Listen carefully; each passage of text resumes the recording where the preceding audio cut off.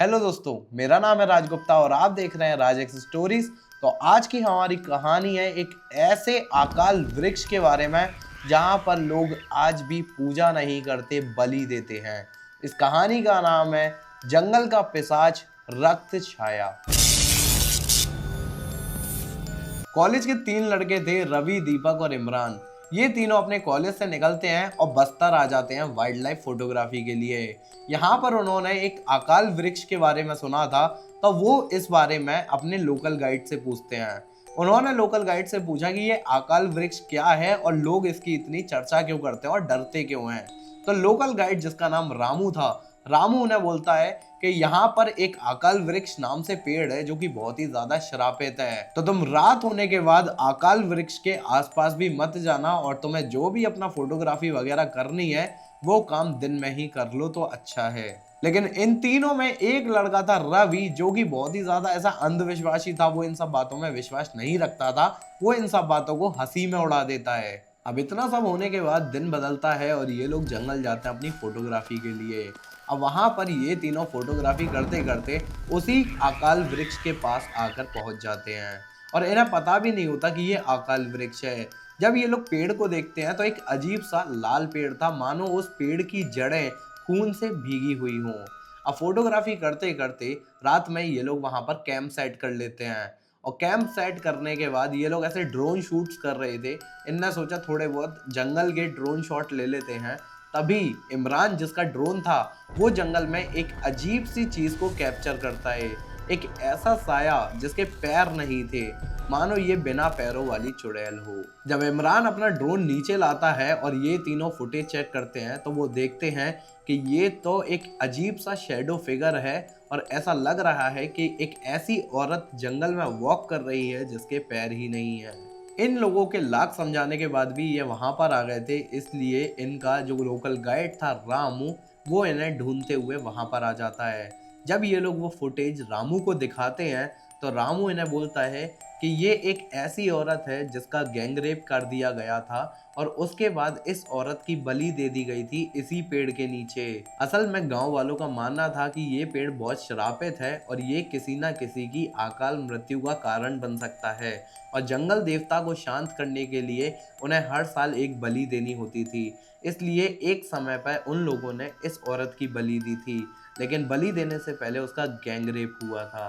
रामू उन्हें बताता है कि इस जंगल में हर साल एक आत्मा भटकती है एक नए शिकार के लिए और जो भी उस पेड़ को छूता है अगला शिकार वही बनता है। अब इत्तेफाक कहो या फिर ये उस श्रापित पेड़ की कोई चाल, लेकिन रवि ने उस पेड़ को छू कर देखा था उस रात। अब ये चारों लोग काफी ज्यादा घबराए हुए थे और इसी घबराहट के कारण ये सब लोग अपने टेंट में जाकर सोने लगते हैं। लेकिन अचानक से आधी रात में इमरान उठता है और अपने बगल में सो रहे रवि को उठाता है। रवि रवि देख, उसने उसको खींच लिया और अब वो गायब है। तो यहाँ पर दीपक को किसी ने खींच लिया था और दीपक वहां से गायब हो चुका था। ये लोग जब उसे ढूंढते हैं, आजू बाजू देखते हैं, फ्लैश ऑन करके ढूंढते हैं, तो इन्हें रात में जंगल में खून का एक बड़ा सा मार्ग दिखता है, जैसे किसी की बॉडी को घसीटा गया हो। अब रात भर ये लोग दीपक की तलाश में बिता देते हैं और सुबह होती है और इन्हें दीपक की बॉडी मिलती है जिसकी आंखें गायब थीं और उसके हाथ में एक लेटर था जिसमें लिखा था, उसने मुझे अंदर देख लिया था और अब मैं उसका हो गया हूँ। इसका मतलब है दीपक के अंदर भी क्यूरियोसिटी थी और वो पेड़ के पास चला गया था और उसके अंदर जाने की कोशिश कर रहा था। अब काफी सारे बड़े पेड़ होते हैं जिसमें बहुत सारी तने निकल रही होती हैं और उसके अंदर जाने का एक छोटा रास्ता होता है जो यूजुअली बंद होता है, लेकिन दीपक, जिसने उसके अंदर जाने की जरूरत की थी, वो अब अंदर ही रह गया था। अब दीपक की बॉडी पोस्टमार्टम के लिए चली जाती है और ये लोग वापस से होटल आ जाते हैं। अब होटल से अचानक ही रात में रवि गायब हो जाता है। जब इमरान उसे ढूंढने के लिए भागता है तो इमरान भी उसी अकाल वृक्ष के नीचे पहुंच जाता है जहां पर उसे सिर्फ लाल फॉग दिखाई दे रहा था। उस लाल फॉग में उसे दिखाई देती है दीपक और रवि की बॉडी। अब दीपक की बॉडी तो पोस्टमार्टम के लिए चली गई थी, ये अचानक वहां कैसे आ गई?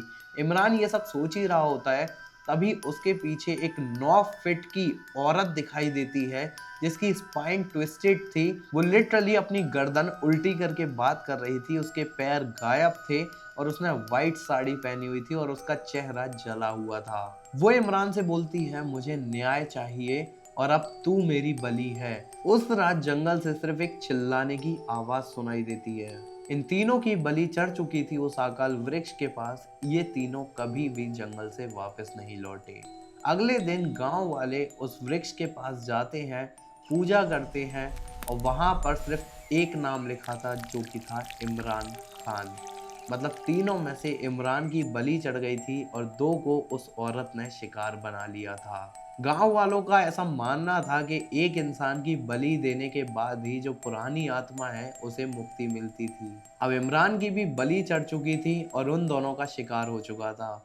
इन तीनों की बॉडी भी उस दिन के बाद से किसी भी गांव वालों को आज तक नहीं मिली। गांव वाले जब पूजा करने जाते हैं तो उस वृक्ष की जड़ों से खून की बूंदें टपक रही थी। और इसी के साथ हमारी स्टोरी खत्म होती है। होप करता हूँ आपको ये स्टोरी अच्छी लगी हो। अगर आपको अच्छी लगी तो अपने हिसाब से इस वीडियो को लाइक कर देना। बाकी अगर तुमने मुझे इंस्टाग्राम पे फॉलो नहीं किया तो @राजेक्स गुप्ता मुझे इंस्टाग्राम पे फॉलो कर दो। मिलता हूँ आपसे एक और नई हॉरर स्टोरी में। तब तक के लिए tata bye bye, see you और